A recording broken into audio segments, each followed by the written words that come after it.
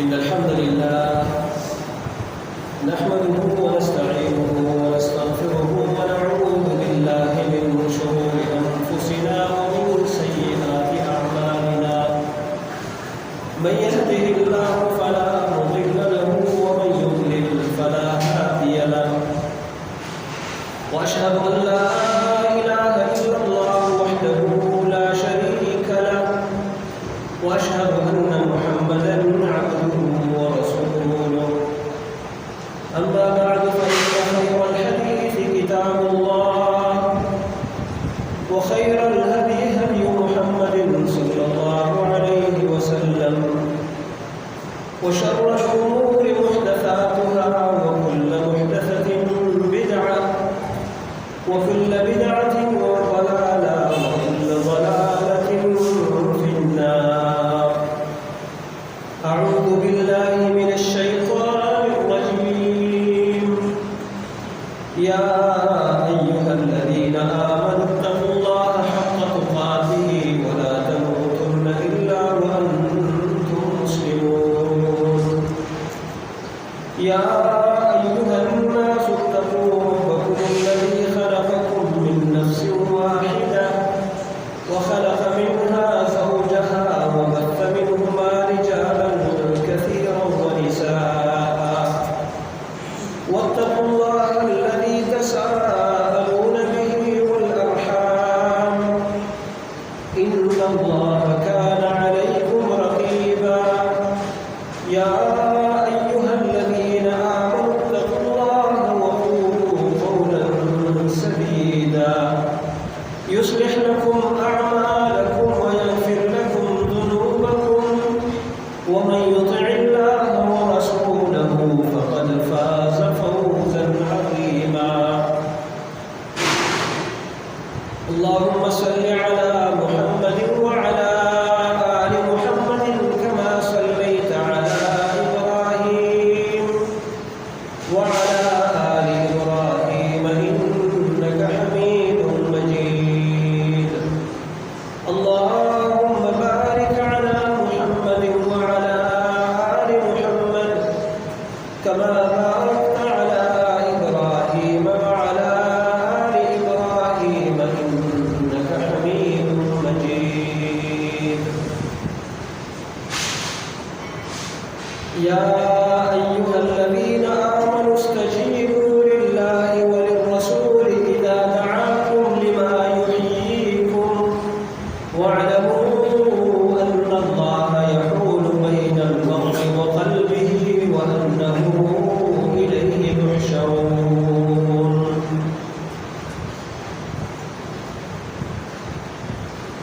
اللہ تبارک و تعالیٰ نے انسان کے لیے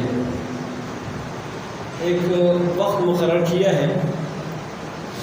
دنیا میں آنے سے پہلے ہی اللہ رب العالمین کا یہ فیصلہ حتمی اور لازمی اور اٹل صادر ہو چکا ہے کہ اس نے اس دنیا میں اتنے دن گزارنے ہیں، اتنا رزق کھانا ہے، اور اس کے بعد اس نے اس دنیا سے اتنی عمر میں جانا ہے.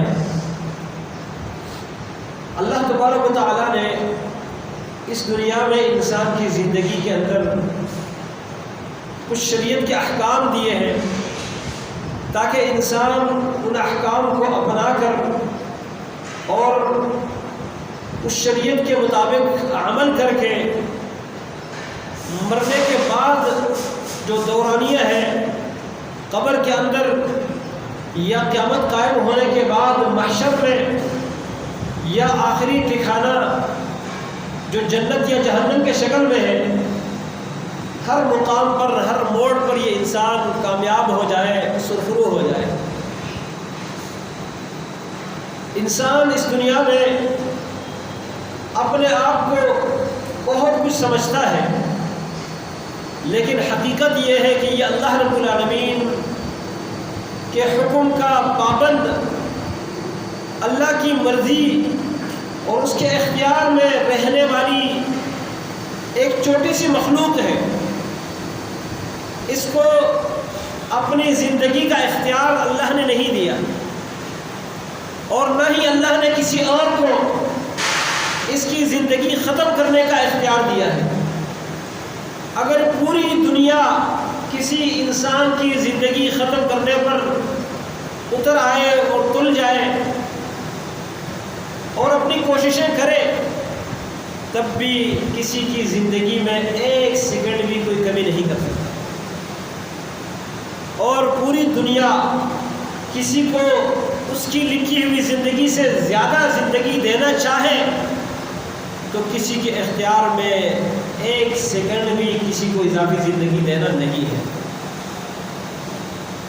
لیکن جو مسلمان ہے اس کو اللہ رب العالمین کی طرف سے حکم یہ ہوا ہے، یا ایھا الذین آمنوا اتقوا اللہ، اے ایمان والو اللہ سے ڈرتے رہو، حق تقاتہ، جس طرح اس سے ڈرنے کا حق ہے، ولا تموتن، اور تمہیں موت نہ آئے، الا وانتم مسلمون، مگر اس حال میں کہ تم اللہ کے حکم کے سامنے جھکنے والے ہو، اللہ کے فرمان بردار ہو۔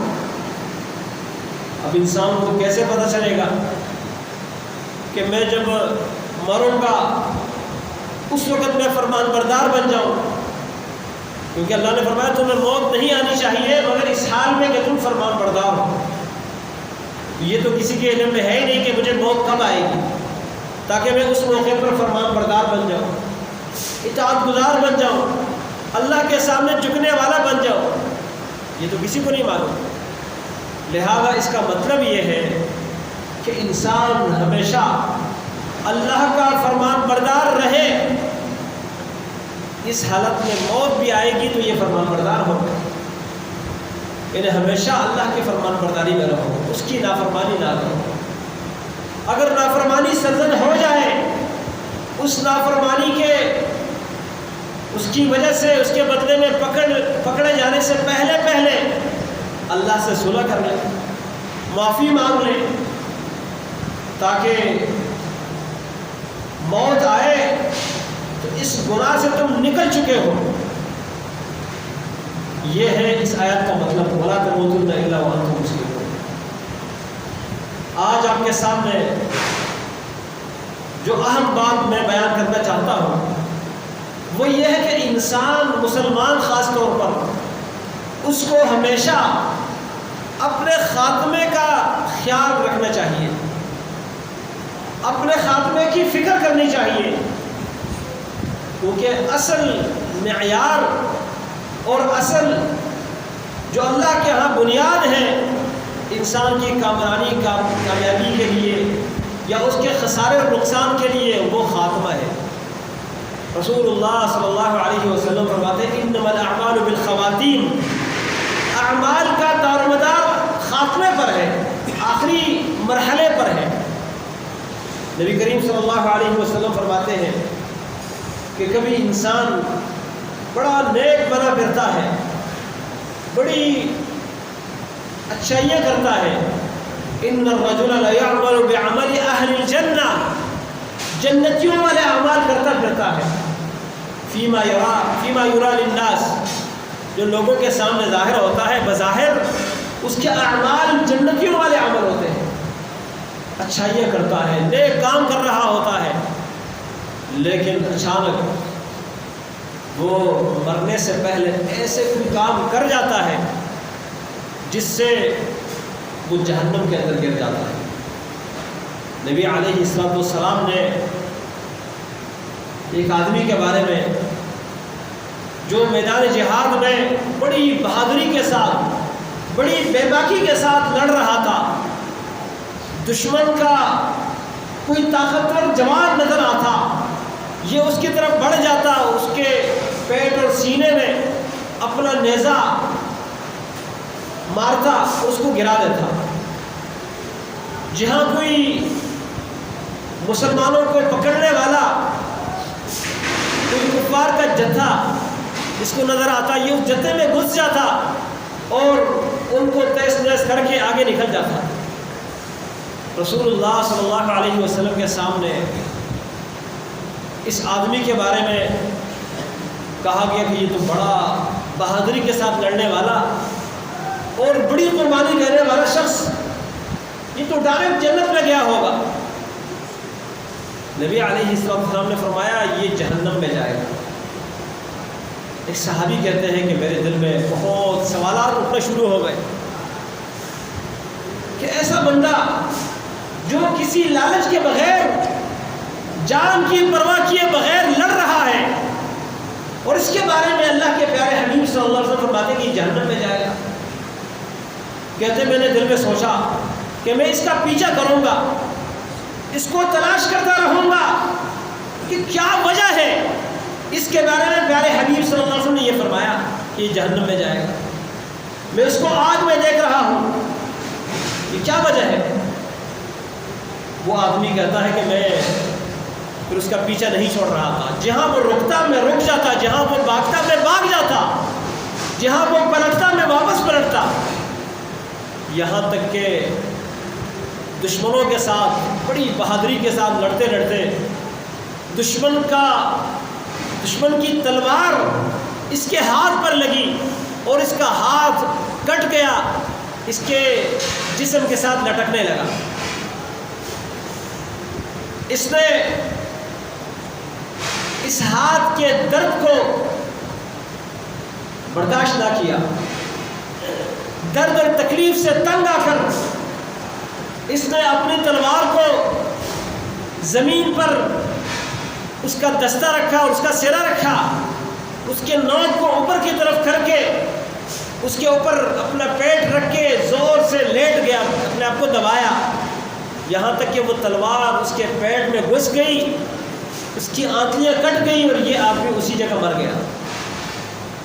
میں دوڑتا ہوا آیا اور نبی علیہ السلام سے میں نے کہا اشہد اللہ الہ الا اللہ و اشہد انک رسول اللہ صلی اللہ علیہ وسلم، میں اس بات کی گواہی دیتا ہوں کہ اللہ کے سوا کوئی عبادت کا حقدار نہیں اور آپ اللہ کے سچے رسول ہیں۔ نبی علیہ السلام نے فرمایا یہ کیا معاملہ ہوا؟ یہ کلمہ تو آپ پہلے بھی پڑھتے تھے، اب اس کو پڑھنے کا کیا مقصد ہے؟ کہنے لگا کہ جس آدمی کے بارے میں آپ نے یہ فرمایا تھا کہ یہ جہنم میں جائے گا، میں اس کو جہنم میں دیکھ رہا ہوں، اس آدمی کے بارے میں میرے دل میں بڑے سوالات اٹھنے لگے کہ اتنی بہادری کے ساتھ جہاد کے میدان میں شریک ہونے والا، اس کا یہ معاملہ کیسے ہو سکتا ہے؟ لیکن کہتا ہے میں نے اس کا پیچھا کیا، یہاں تک کہ اس کے ساتھ یہ معاملہ ہوا کہ اس نے خودکشی کر دی، اس نے خودکشی کر دی۔ بظاہر بڑا نیک، بڑی بہادری کے ساتھ لڑنے والا، لیکن آخری عمل اس نے کیا کیا؟ دشمن کے صفوں میں گھسنے پر اس نے صبر تو کیا، لیکن تکلیف اور درد پر صبر نہیں کیا، خودکشی کر لی۔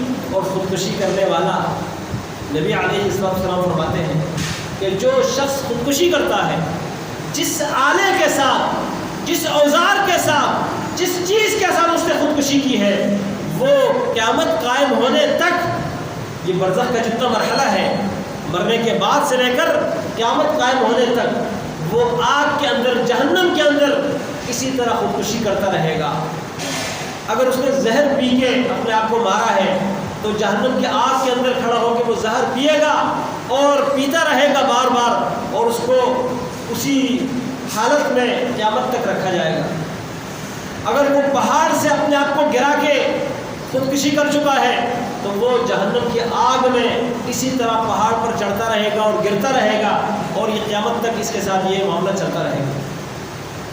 اسی طرح اپنے ہتھیار سے اپنے آپ کو قتل کیا تو اسی ہتھیار کے ساتھ اپنے آپ کو قتل کرتا رہے گا، قیامت تک یہ سلسلہ اس کے ساتھ چلتا رہے گا۔ یہ ہے ایک نمونہ سوء خاتمہ کا، برے خاتمے کی ایک مثال ہے،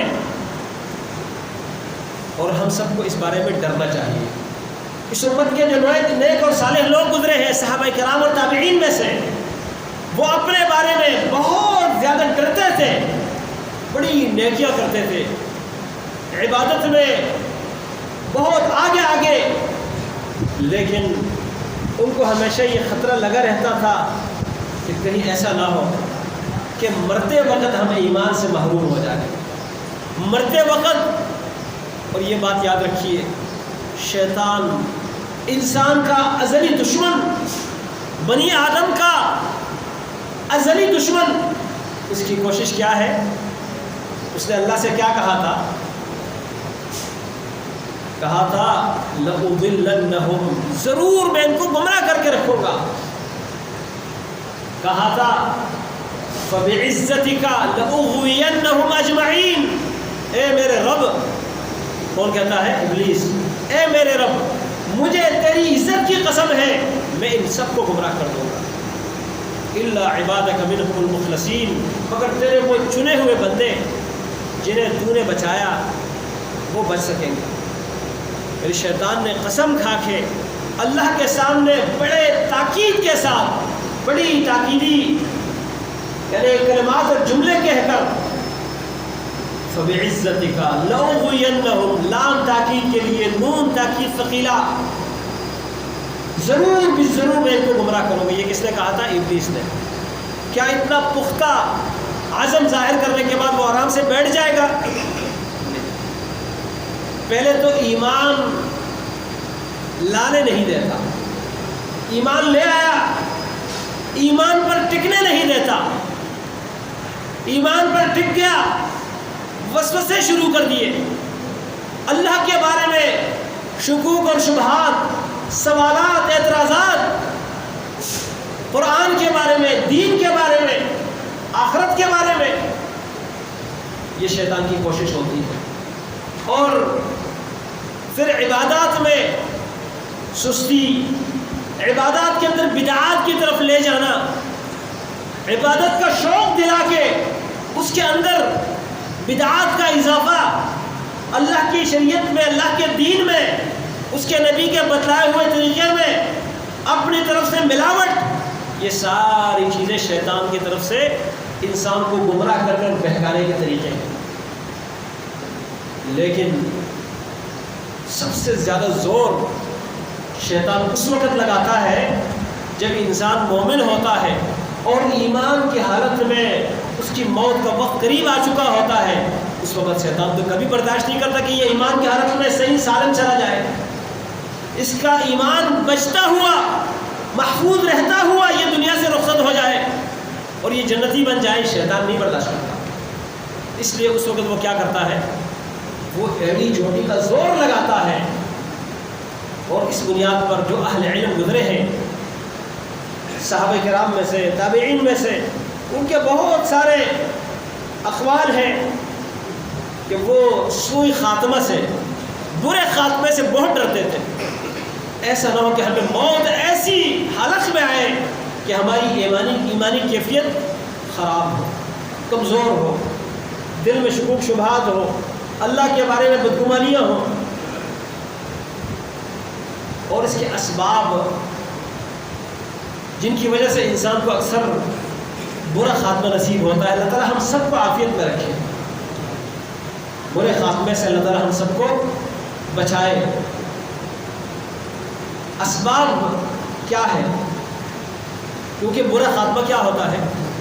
رسول اللہ صلی اللہ علیہ وسلم کا فرمان ہے، سنن ابی داؤد صحیح مسلم کی روایت ہے، جابر بن عبداللہ رضی اللہ تعالیٰ عنہما فرماتے ہیں نبی علیہ السلام نے فرمایا یبعث کل عبد علی ما مات علیہ، بندہ، ہر بندہ اسی عمل پر اٹھایا جائے گا قیامت کے دن جس عمل پر وہ مر گیا تھا، فوت ہو گیا تھا۔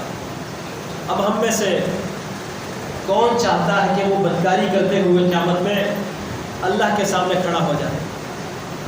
کون ہے جو اللہ تعالیٰ کی نافرمانی پر لگا ہوا ہو اور اللہ کے سامنے کھڑا ہو جائے؟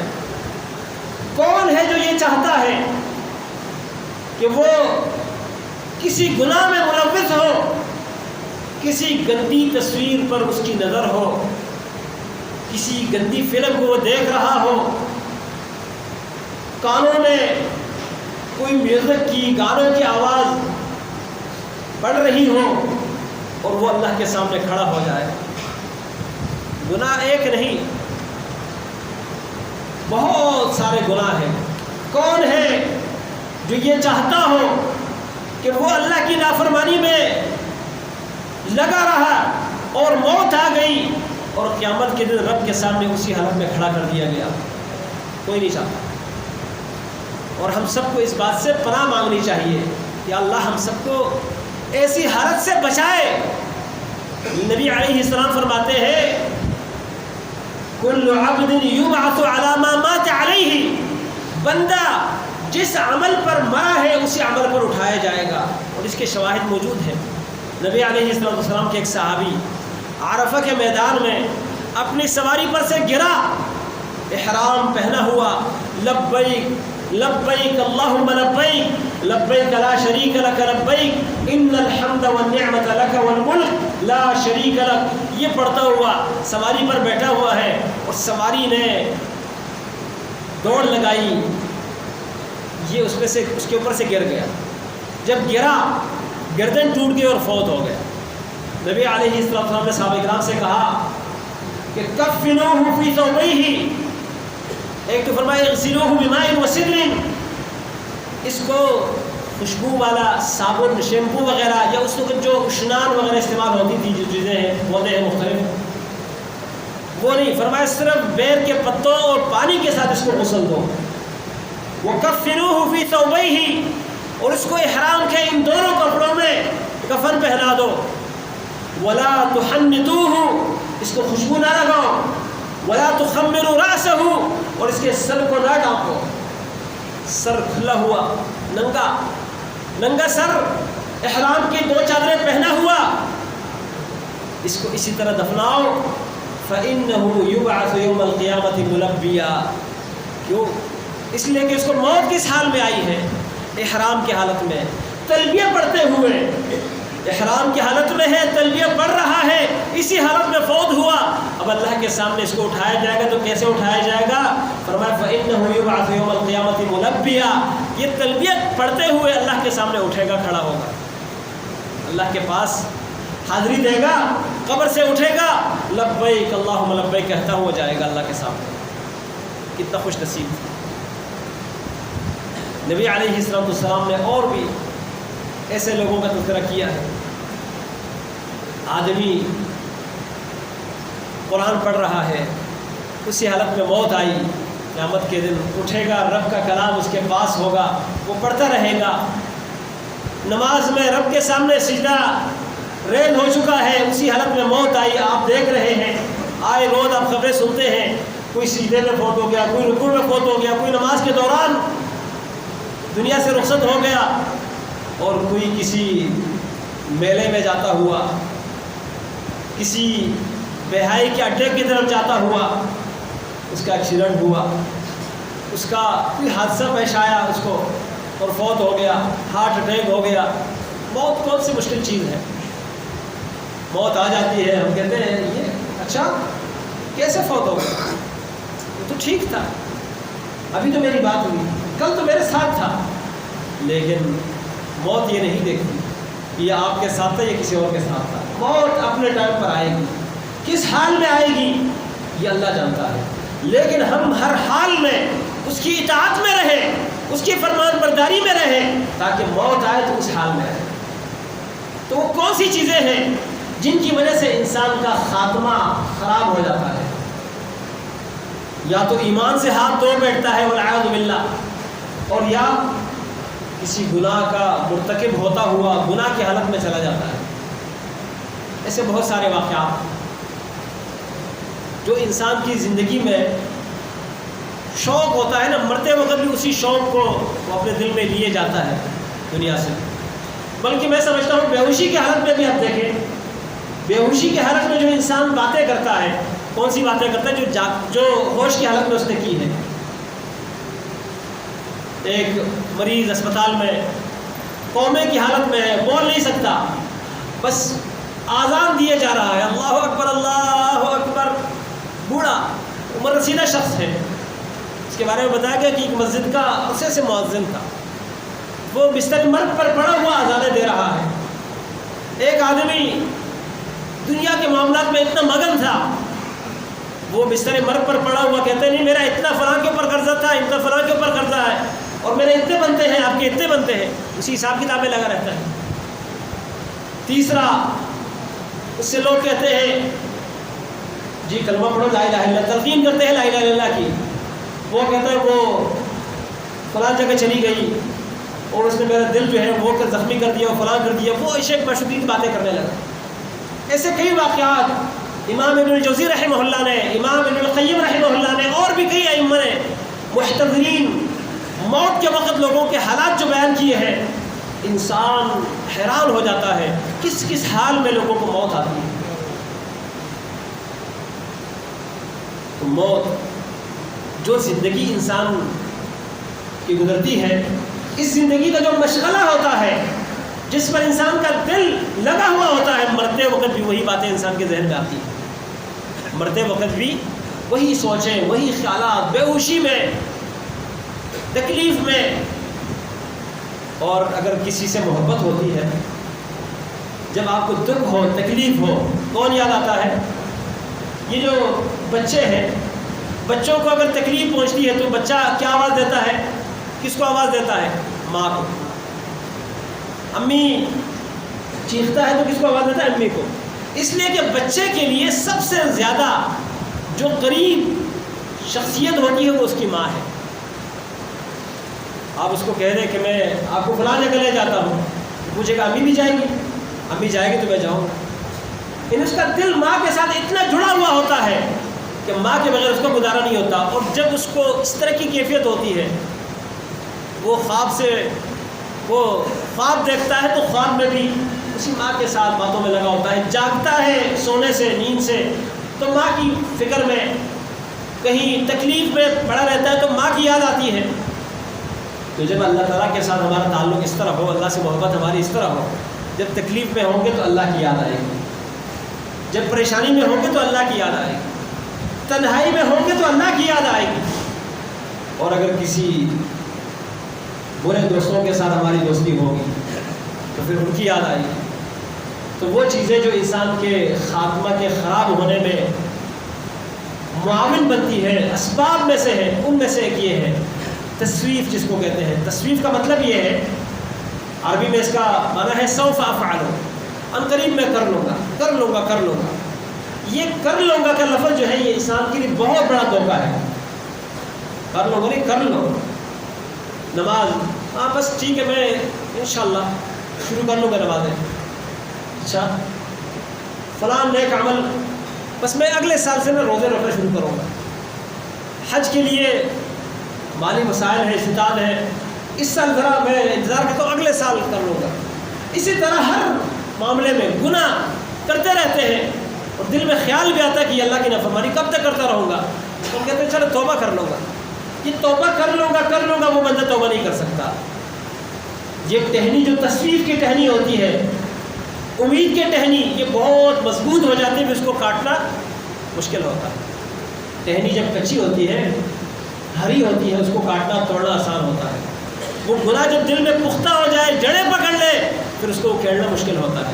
اس لیے ہمیں امید کی دنیا میں نہیں رہنا چاہیے، فوراً توبہ کر لینا چاہیے۔ گناہ کر لیا اور ہو جاتا ہے گناہ، انسان سے گناہ ہو جاتا ہے، لیکن اللہ رب العالمین فرماتے ہیں انما التوبۃ علی اللہ للذین یعملون السیئات یعملون السوء بجہالہ، جو جہالت اور لاعلمی کی وجہ سے گناہ کرتے ہیں توبہ ان کی قبول ہوتی ہے، ثم یتوبون من قریب، جو قریب سے توبہ کر لے، جلدی توبہ کر لے، زیادہ دیر نہ گزارے، ولم یصروا علی ما فعلوا، جو کیا ہے اس پر مداومت اور ہمیشگی نہ کرے۔ تو گناہ کرتے ہوئے انسان جب یہ سوچتا ہے کہ میں کر لوں گا، توبہ کر لوں گا، توبہ کر لوں گا، معافی مانگ لوں گا، ایسے لوگوں کو بہت کم ہی موقع ملتا ہے معافی مانگنے کا اور توبہ کرنے کا۔ اللہ تعالیٰ ہم سب کو عافیت کرے۔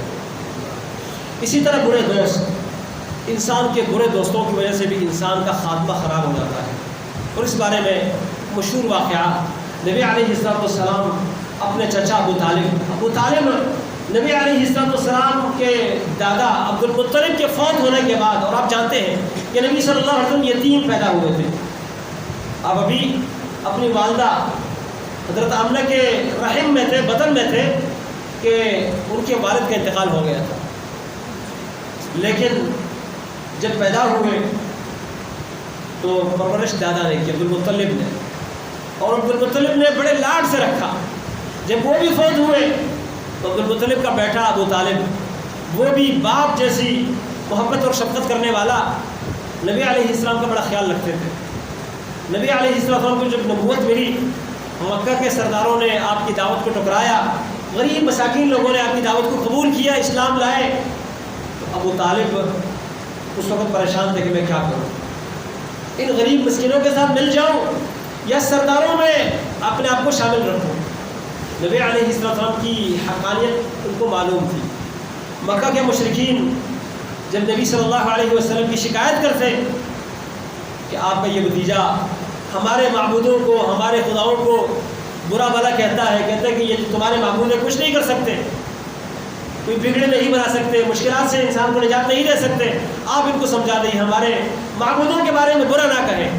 تو ابو طالب جب سمجھانے کی کوشش کرتا، نبی علیہ السلام اس بات پر جب ناراض ہوتے، ابو طالب نے کیا کہا تھا آخری دور میں، کہنے لگا وَلَقَدْ عَلِمْتُ بِأَنَّ دِينَ مُحَمَّدٍ مِّن خَيْرِ أَدْيَانِ الْبَرِيَّةِ دِينًا، میں اس بات کو اچھی طرح جانتا ہوں کہ میرے بھتیجے محمد کا جو دین ہے صلی اللہ علیہ وسلم تمام لوگوں کے دینوں میں سے، دینوں سے سب سے بہترین دین ہے، تمام ادیان سے سب سے افضل اور بہتر دین ہے۔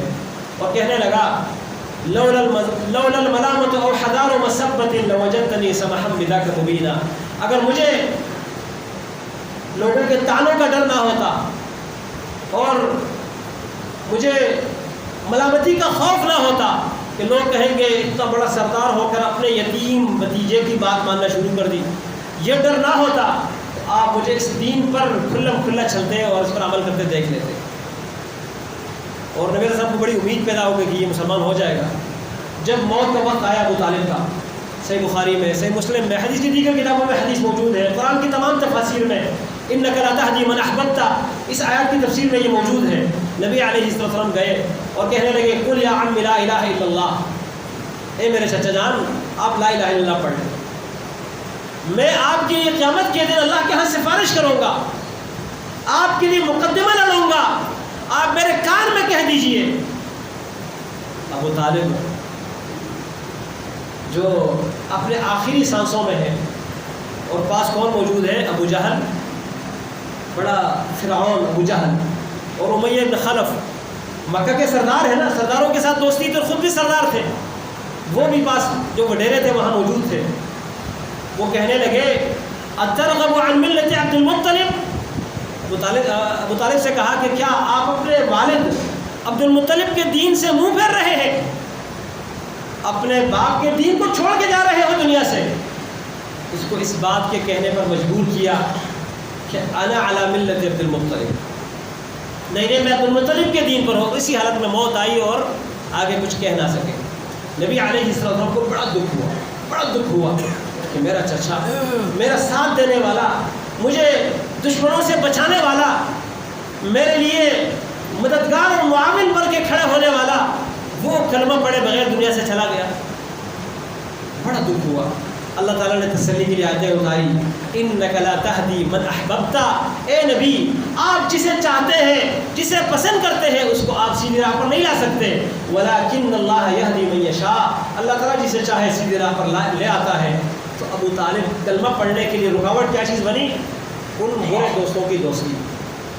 وہ جو دو بڑے چودھری ہیں مکہ کے، ایک ابو جہل مکہ کا سردار اور ایک امیہ بن خلف، ان کی موجودگی میں اپنے بھتیجے کی بات سن کر لا الہ الا اللہ کہنے سے عاجز رہ گئے اور دنیا کی زندگی ختم ہو گئی، اور انا علی ملت عبد المطلب کہتے ہوئے کہ میں عبد المطلب، میں اپنے باپ کے دین پر ہوں، اسی حالت میں دنیا سے چلے گئے، جس پر اللہ کے نبی صلی اللہ علیہ وسلم کو بڑا دکھ ہوا۔ تو برے دوستوں کی مجلسیں، ان کی دوستیاں، یہ انسان کے لیے بہت بڑی رکاوٹ بنتی ہے کہ انسان توبہ کیے بغیر دنیا سے چلا جاتا ہے۔ اللہ رب العالمین ہم سب کو ایمان کی حالت میں زندہ رکھے، ہمارا خاتمہ اللہ تعالیٰ ایمان پر کر دے۔ اللہ رب العالمین ہمیں برے خاتمے سے بچائے، اور اللہ رب العالمین اس حالت میں ہمیں موت دے کہ ہم اللہ سے راضی ہو اور ہمارا رب ہم سے راضی ہو۔ اقول قولی ھذا واستغفر اللہ لی ولکم ولسائر المسلمین فاستغفروہ انہ هو الغفور الرحیم۔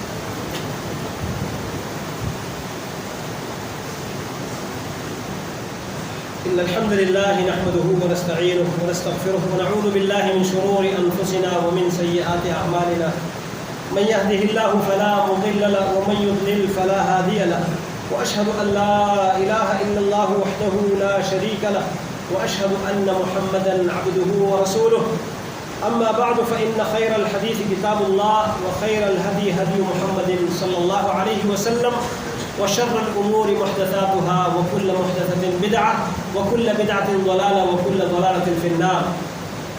جیسے کہ رسول اللہ صلی اللہ علیہ وسلم کا یہ فرمان ہم نے سنا کہ ہر انسان جس حالت پر دنیا سے رخصت ہو جاتا ہے، فوت ہو جاتا ہے، اسی حالت میں وہ کھڑا کر دیا جاتا ہے اللہ کے سامنے.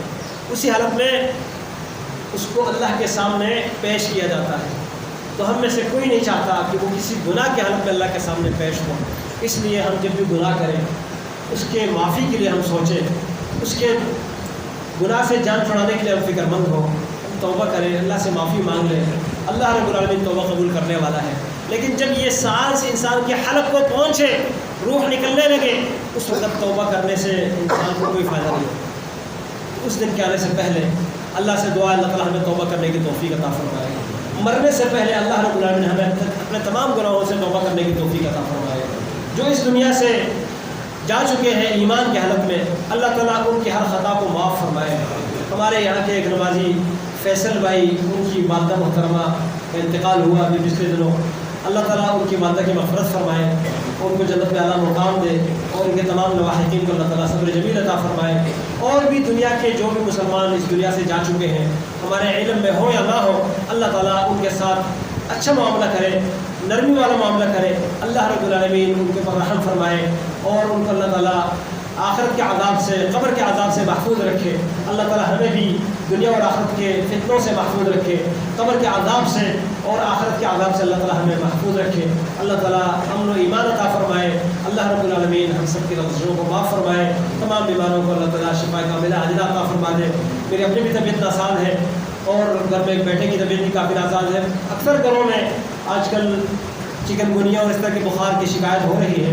اللہ رب العالمین سے دعا ہے اللہ ہمیں تمام بیماریوں سے نجات عطا فرما دے، شفا کاملہ عاجلہ عطا فرما دے. یا اللہ ہمیں آفتوں سے بچائے، مصیبتوں سے بچائے.